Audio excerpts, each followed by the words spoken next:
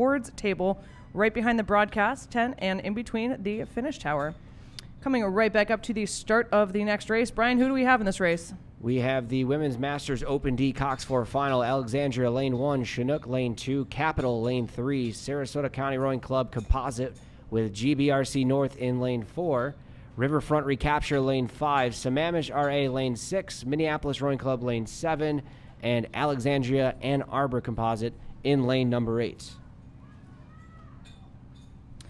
And we are off. So this is going to be a final composed of top finishers in the heats from this morning. As Brian mentioned, this is the Women's Masters Open D Cox 4. Brian, fun fact, right? Because we are full of fun facts. The open categories are the ones that can have composite crew. If there is an indication of a Women's Masters Club event, it means that all members of the crew have to be from the same club. Yeah, me and Jules had our own competition. Which composite clubs are from the farthest spread out in the country? I hope Sarah McAuliffe is ready to make a trophy for that because he has been talking about that nonstop. I love it, though. It's exciting. We had San Diego, Minneapolis, I think, was the farthest so far.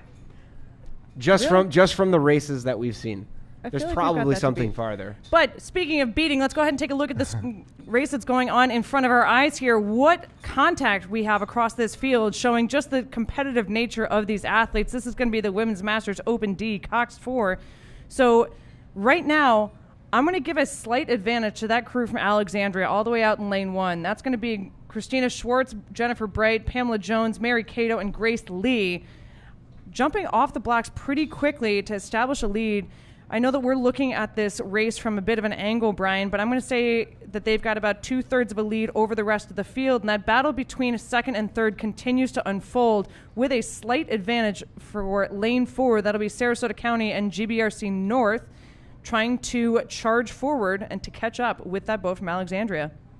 But Brian, what do you like about this trio that's just going after it for that bronze medal position? The competitive nature of it, right? You love the competitive nature of it. That has to be the most exciting thing about rowing. I would say so. Right? I mean, I think like when you come down to the finish line and it's just like all of this stacked competition, it makes it more exciting. So I used to do a lot of work with one of the other timing systems for rowing, and I think one of my favorites was of like trying to figure out what pixel of the bow ball was first. And so you're looking at this on the screen. You know, shout out to Time Team, our timing contractors that are sitting over there in the finish tower. But it's so exciting when it's like, oh my God, you have to really decipher what bow ball is out in front, and it looks big on your screen, but it actually comes down to like hundredths or tenths of a second. Don't they take like thousands of pictures in like a split of a second? Somebody had said that when they were on the microphone this week. That might have been me. Was it you?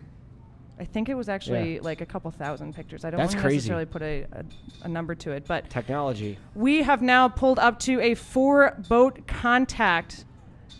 It continues to be Alexandria charging forward. Lane 4, Sarasota County going right with them. Riverfront just a little bit off the pace, followed by, but Sammamish out there in front.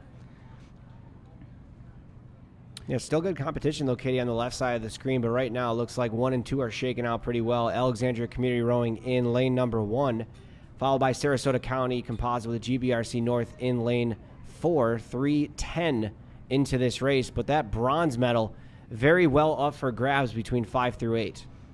See, if Riverfront can really step on the gas here, they could put themselves as a contender for it. You know, those ladies in there, I know that not only are they great competitors, they're also great friends, so I hope they kick each other's butt. I'm looking at you, Tracy Hazelton, Renee Jones, and Ashley Shepard.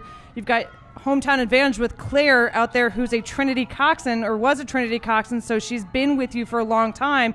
If I was Claire's seat, I'd really make sure that I was pushing the locations of the other crews as they come into the last 10 strokes of this race. It continues to be a battle for first between Alexandria and that crew from Sarasota County and GBRC in lane 4. I almost want to say, Brian, that composite crew in lane 4 has ousted Alexandria.